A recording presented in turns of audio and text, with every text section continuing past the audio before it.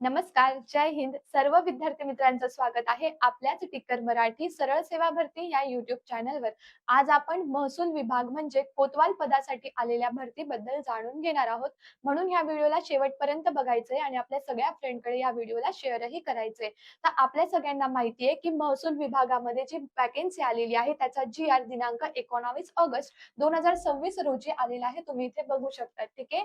तर आपल्याला हा जो GR मिळालेला आहे तो मिळालेला आहे 19 एक मिनिट मिळाला आहे 19 ऑगस्ट 2026 पर्यंत. ठीक आहे. आता ह्याचा विषय काय आहे की महसूल सेवक याची पदभरणी करायची. महसूल सेवक म्हणजे काय? कोतवाल. ह्याच्या पदभरतीसाठीचा हा GR आहे 2026 बाबतचा. ओके. तर ही भरती कधीपर्यंत करून घेण्याची ठरवलेली आहे तर या GR मध्ये आणखीन एक गोष्ट मेन्शन केलेली आहे की बघा येथील शासन निर्णयातील सुधारित तरतुदीचे काटेकोरपणे पालन करून त्याचप्रमाणे कोतवालांची पदे भरली जातील याची दक्षता निवड समितीने घ्यावी. तसेच सदरची पदभरती प्रक्रिया प्रक्रिया कधी 30/11/2026 काय सांगितलं त्यांनी 30/11/2026 पूर्वी कोणत्याही परिस्थितीत पार पाडली जाईल याची देखील दक्षता घ्यावी. ही विनंती म्हणजे काय की 30 तारखेपर्यंत ही जी पदभरणी आहे ही पार पाडली जाणार आहे. आता यामध्ये ना तुम्हाला वेगवेगळे जिल्हे दिलेले आहे आणि जिल्ह्यानुसार तुम्हाला रिक्त पदे दिले आणि यामध्ये काही गोष्टी अशाही सांगितलेल्या आहेत बघा कन्फर्म नाही बट काही गोष्टी अशाही सांगितलेल्या आहे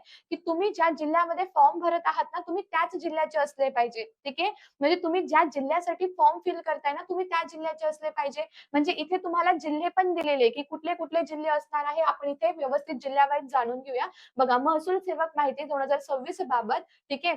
आणि याची अंतिम तारीख ऑफलाईन मध्ये याची अंतिम तारीख त्यांनी 31/5/2026 अखेरची दिलेली होती. बट आता बघा 31/11/2026 यांनी दिलेली आहे. ठीक आहे. आता बघा जिल्हा जर दिला छत्रपती संभाजीनगर तर मंजूर पदे किती होती 500.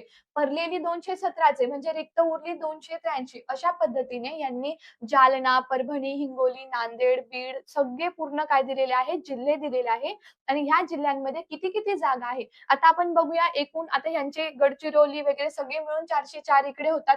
त्यानंतर अमरावती, अकोला, वाशिम, बुलढाणा जसं की अमरावतीमध्ये आता 84 पदं रिक्त आहे. अकोल्यामध्ये 80 पदे रिक्त आहे. वाशिममध्ये किती पदं रिक्त आहे तर वाशिममध्ये 41 पदं रिक्त आहे.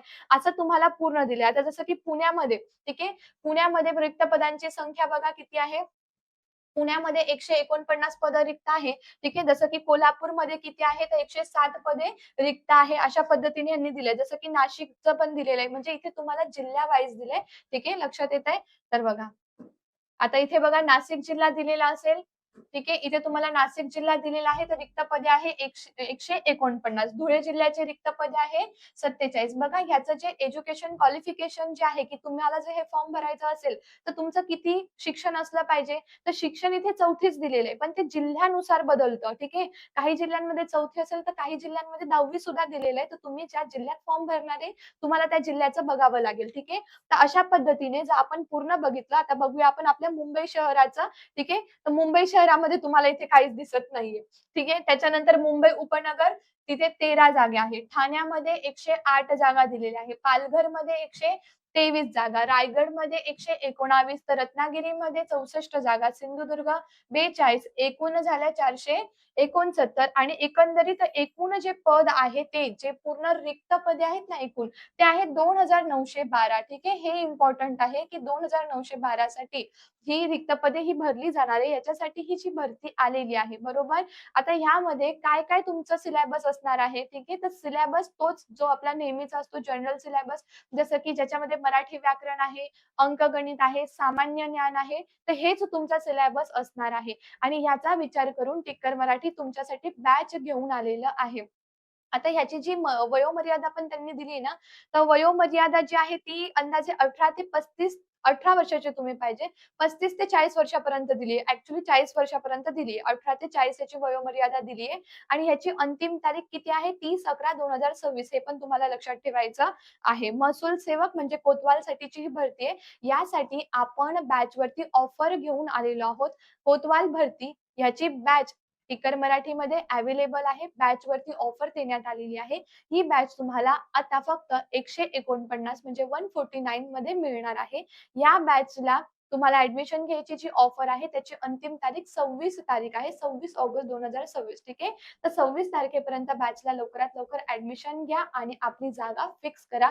कारण ह्याचं जे एज्युकेशन आहे, क्वालिफिकेशन ते कमी आहे. 4थी पास असाल, 10वी पास असाल, जसं तुमचा जिल्हा आहे त्यानुसार इथे काय होणार आहे ते जे काही तुमचं क्वालिफिकेशन आहे ते पण डिफरंट असणार आहे. तर पटापट बॅचला ॲडमिशन घ्यायचं आहे. ॲडमिशन घेण्यासाठी आपला ऑफिस नंबर आहे 8233000737 वर कॉन्टॅक्ट करा आणि आपला प्रवेश निश्चित करा. या व्हिडिओला आपल्या त्या सगळ्या फ्रेंडकडे शेअर करा जे महसूल विभागाची वाट बघत होते. भेटूया पुन्हा. तोपर्यंत bye bye. Take care. Wish you all the best. जय हिंद. Thank you.